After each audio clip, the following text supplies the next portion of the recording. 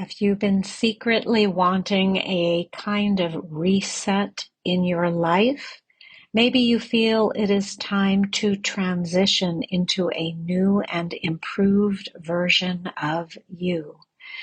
The July full moon marks the perfect time to make that change, as it holds immense spiritual power. In today's episode, we will explore this full moon and its significance according to the Vedic teachings, an ancient system of healing and transformation from India. Namaste and welcome to the Spiritual Wealth Podcast. I'm your host, Alexandra Savithri, Director of the American Reiki Academy and the Vedic Healing Center. I'm a Reiki master, Vedic healing master, and spiritual life coach who has practiced and taught spiritual self-development and healing for more than 30 years, led pilgrimages to India, and studied with blessed Indian gurus. In this show, we cover topics related to metaphysics, Reiki, Vedic healing, yoga, manifestation, spiritual growth, and feng shui, based upon my studies and work in these disciplines. The aim of this show is to help you awaken, develop, and tap into your spiritual power in order for you to manifest your dreams and desires and goals. Welcome to today's episode, which is entitled Go Within in Gratitude to the Guru. So this is a spontaneous and much needed episode I am doing after a long time of taking a break from the podcast recording. And I'm recording this on the special occasion of Guru Poornima. This is the beautiful full moon that occurs once a year in July, and it is a time in which we honor our gurus. And today I thought I would discuss this topic of having a relationship with a guru. It is one of the most incredible experiences you can have if you are, I can say, lucky enough to somehow come into contact with a spiritual being, a spiritually, I should say, elevated being whom you call your guru, your teacher. So we are all spiritual beings. A spiritually elevated being would be someone who has walked a path of spiritual growth and transformation in a deep and profound way and is now present to help other people on their path. So let's review the definition of the word guru if you haven't become familiar with that word before. And guru means one who leads you from darkness to light.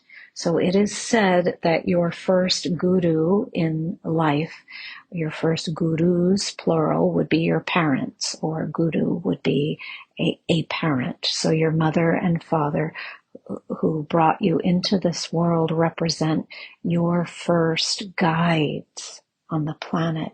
They were here to usher you into this experience and help you navigate this world and this material existence, which is very shocking to us as souls when we come here.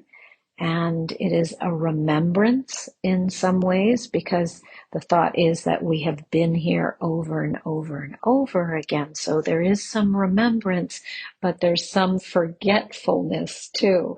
We forget until we wake up again and say, aha, I remember I've been here before, I've done this, I've had these experiences, and then at some point we understand that we are here to learn lessons and move through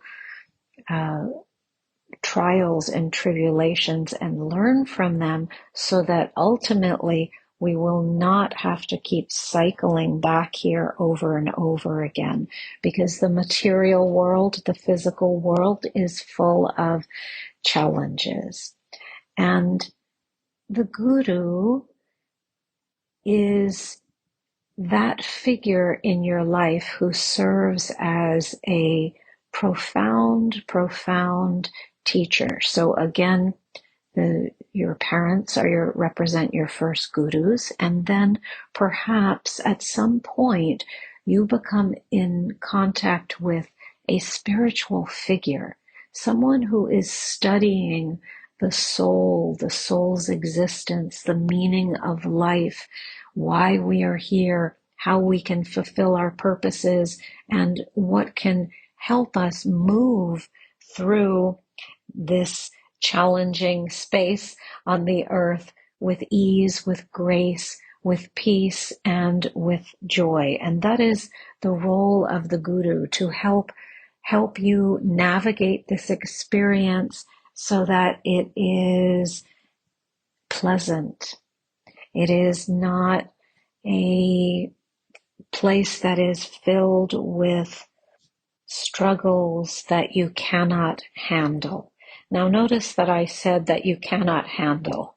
So there is on this spiritual path, and on this material world path, the idea that we are going to encounter problems and struggles, but the guru is going to help it so that your experiences here become doable. They become something that you can move through with ease and with grace. So even those troubles, even those struggles, even those challenges, you are able to face them with a great degree of courage and fortitude and detachment, so that you will be able to understand life's problems and accept them in your life, but almost be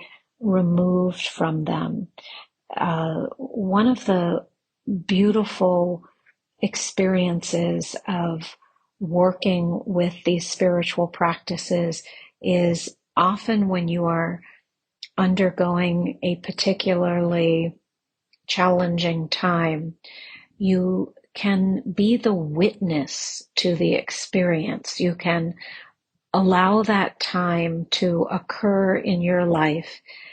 You can understand intellectually that it is a difficult experience. You can even feel emotionally that it is difficult, but yet part of you remains detached from it, so that the experience doesn't drag you down and just destroy your spirit. So the guru helps you navigate this world with great fortitude, with tools that you can use in times of trouble. And I wanted to talk to you a little bit today about my experience in India, being in the presence of really tremendous gurus and what they have given me. And as I sit here and record, I am sitting in my meditation room, gazing into the eyes of the gurus.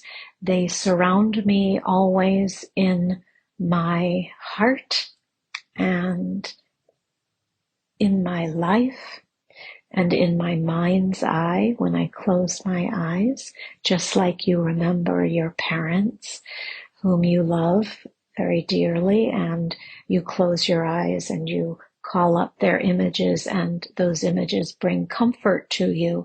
It is the same with the spiritual guru. He or she brings great comfort and solace and strength to you. So as I sit here and record this rather spontaneously, I gaze into their eyes. In India, there's a beautiful word, which is darshan, and this means being in the presence of a holy being. And the direct translation is actually holy sighting. So to have a sighting, an exchange through the eyes between you and the guru, or you and the deity. And just like you would go into a church and gaze at a statue or the cross, you would go into a temple and gaze at a deity, or you would be in the presence of a guru and look into his or her eyes. And in that experience, there is a transmission of energy from the guru or the deity or the saint, whomever you are interacting with, whom you consider to be elevated spiritually, hold some spiritual presence, some spiritual magic, some spiritual power. There is that amazing transmission that occurs. So you are gazing at that being, and that being is gazing back at you. But it's not simply a gazing, it is a transmission of energy. It is a movement of the guru's energy to you. And just like I'm thinking about my cats, whom I've had and loved for many years.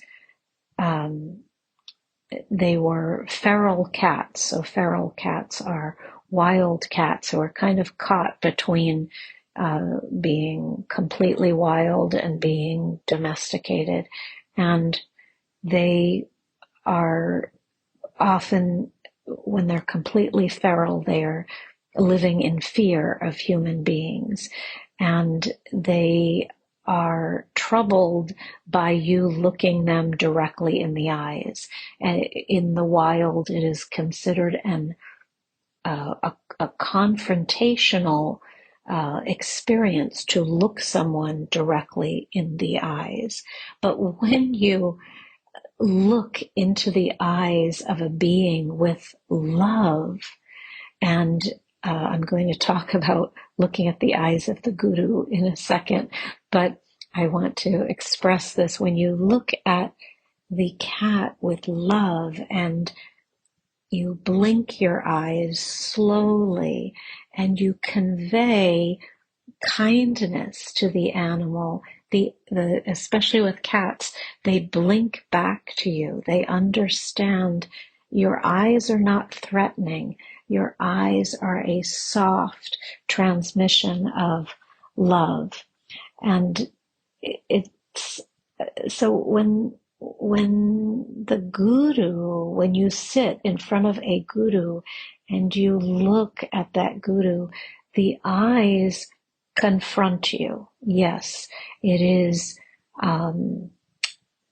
a remarkable experience to gaze into the eyes of an elevated spiritual being.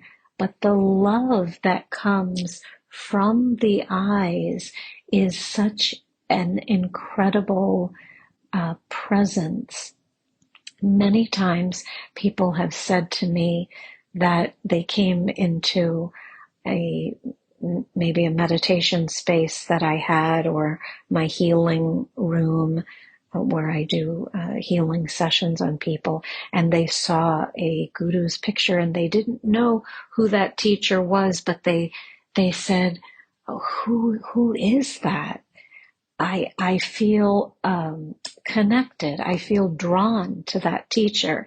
And then I explain whoever the teacher is, and we talk about what that teacher's role is. And sometimes that is the way somebody meets their guru, just by seeing a picture and being drawn to the eyes of the teacher.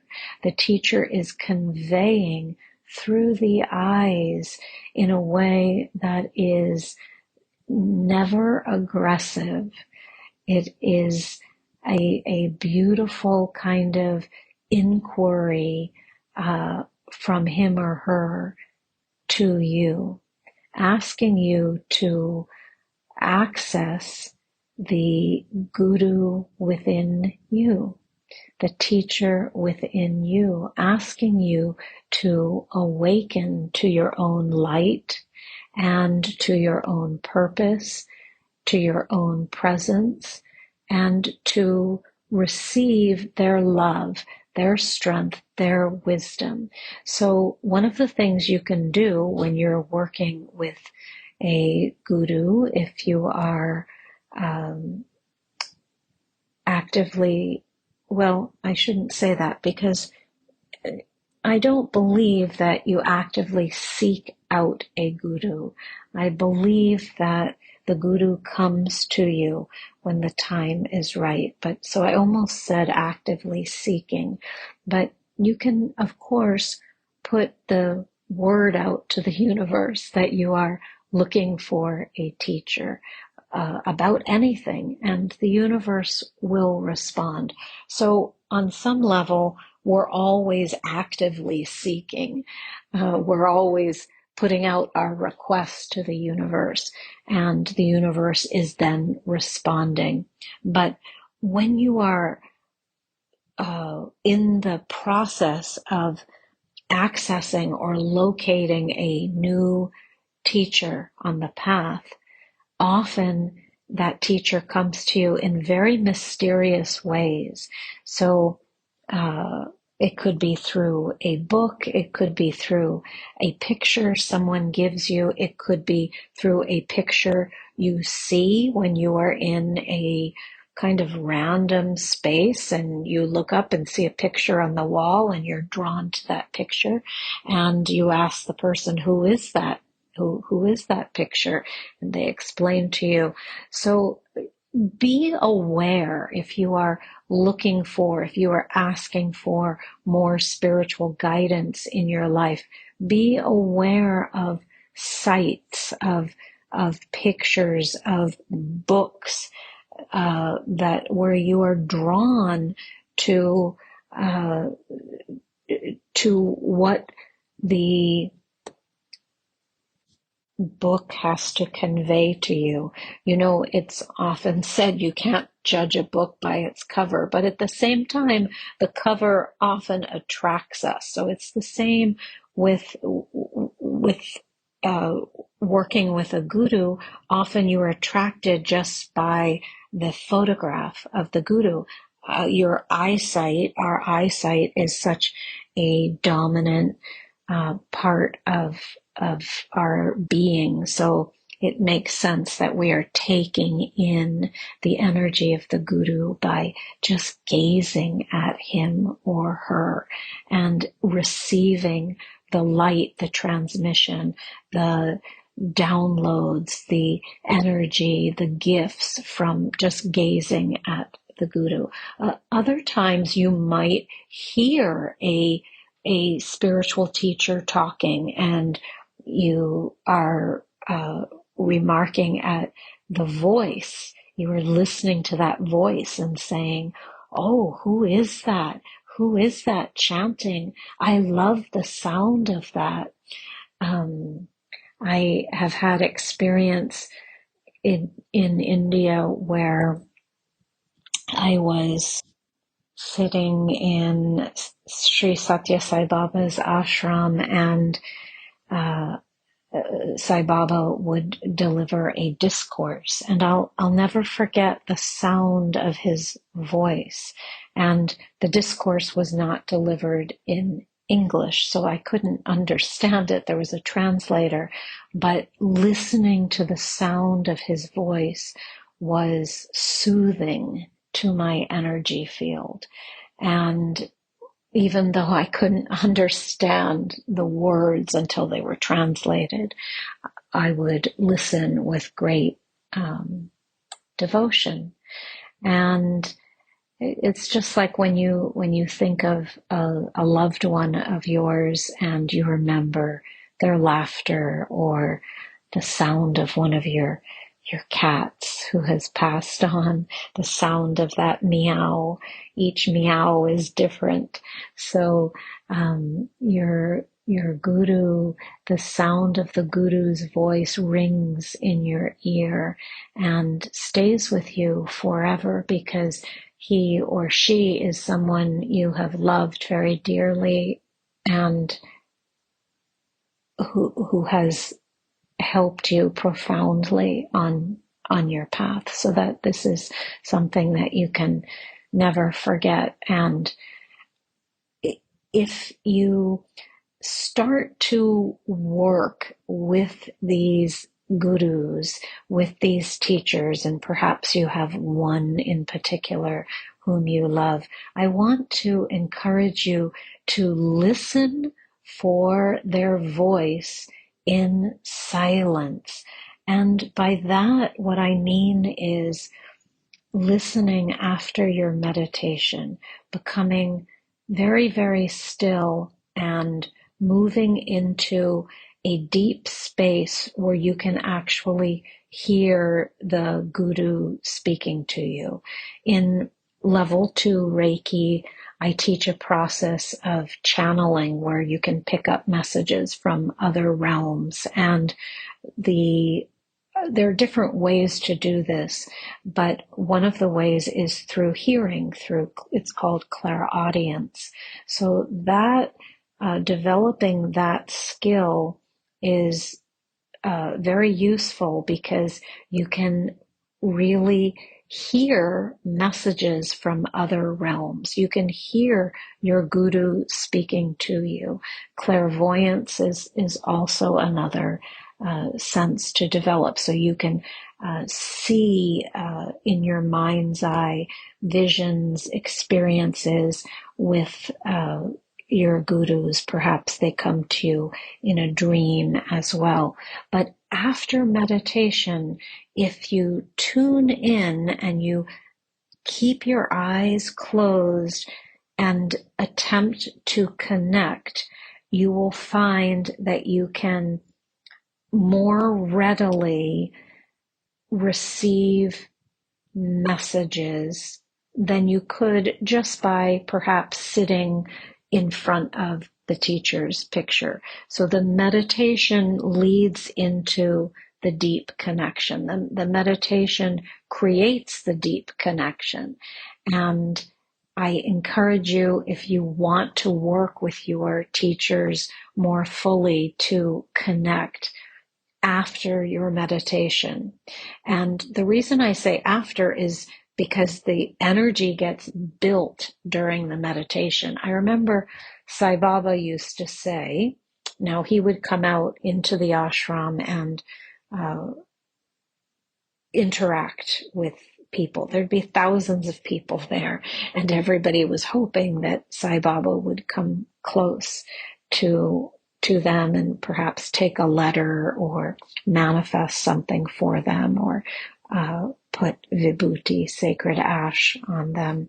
And Sai Baba would walk through the ashram and the darshan hall, within the ashram, and everybody would be seated and excited, and there was music playing, and we would all be mesmerized watching Sai Baba. And it's not that it wasn't that you were just watching a person walk through a space. This was a very profound presence that you were experiencing. And without the connection to the guru, it's hard to explain this connection, but you can just go with me on this. And so Sai Baba would finish, and he would go through the women would sit on one side, the men would sit on the other, and he would walk through the darshan hall and then retire.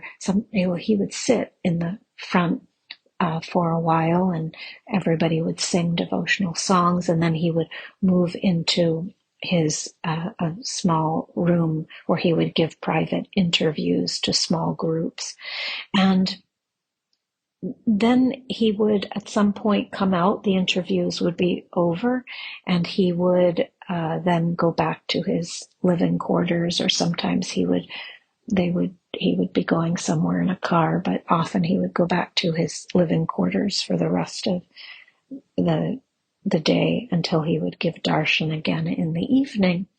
And once he would leave the darshan hall, people would stand up and start talking, and there'd be lots of chatter. And, you can imagine thousands of people now filing out of the hall to go eat breakfast and go back to their rooms or go shopping until the next darshan that would occur later in the day. The darshan was twice a day at Sai Baba's ashram. But Baba would say that the strongest darshan would occur after he had left the space. So he would tell us to absorb the presence of the experience after he had left the space. He would actually caution us not to stand up and talk, because many people wouldn't, I can't say no one, but many people would not follow this. But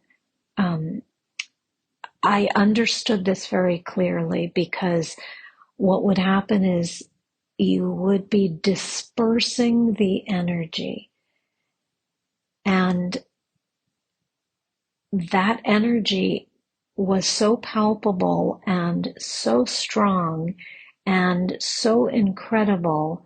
By talking, you would break the field. You would break the energy field, and you would break the connection on a certain level. The connection was always there, but you would break it on a certain level. And that level is the very pristine, very palpable, very deep, and very incredible space that you get to when you have done your personal practice to a depth.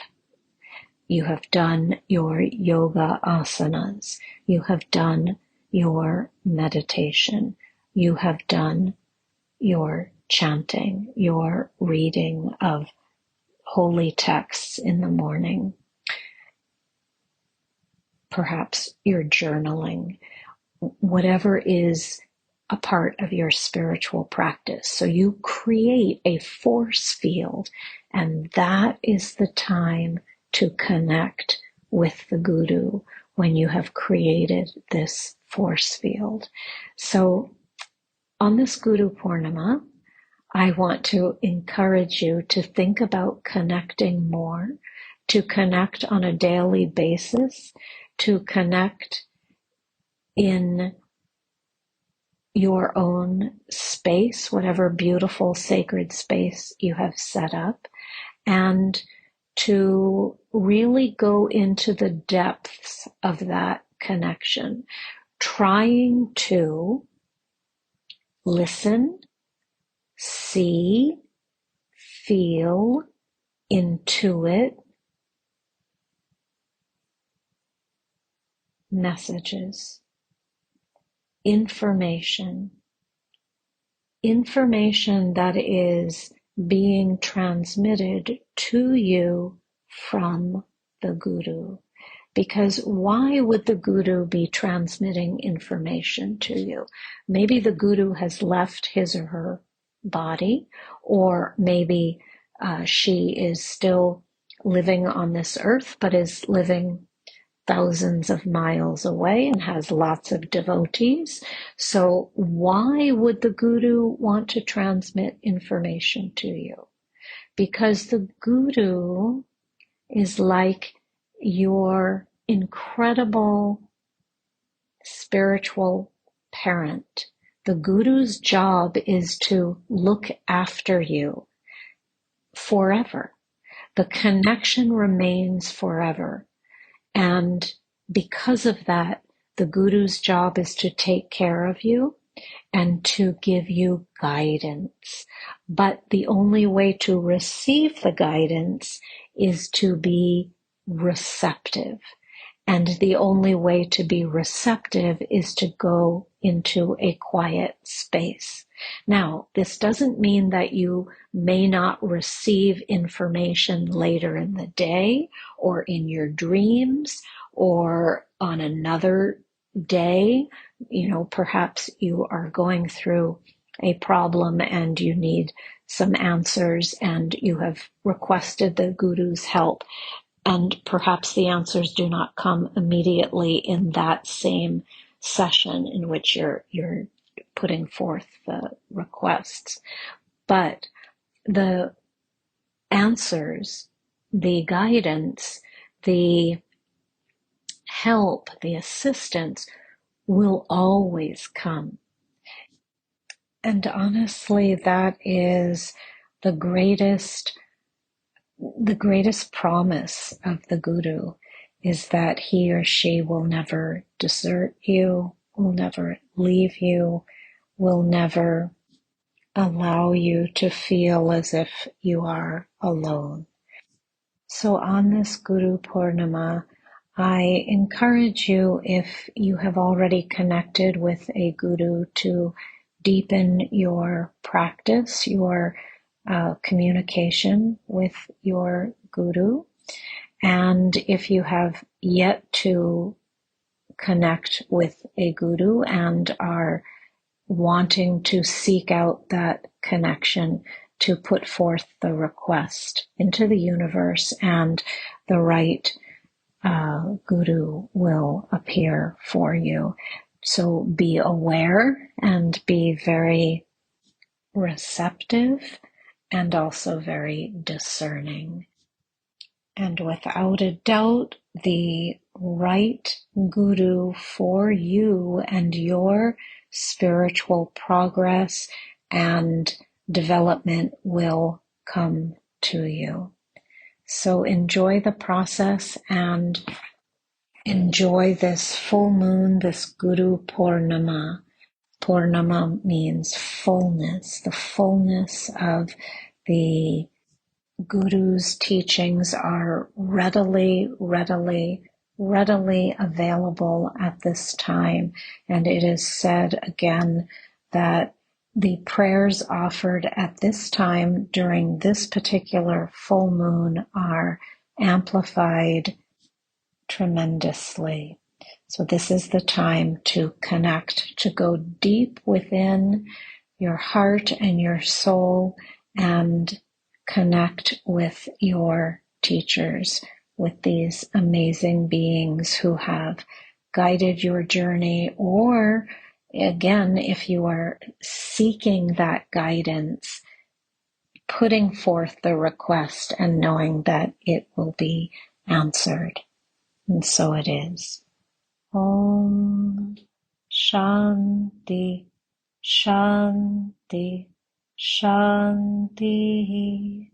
Hari Om. Jai Guruji. Om Sai Ram. Om Amriteshwari Namaha.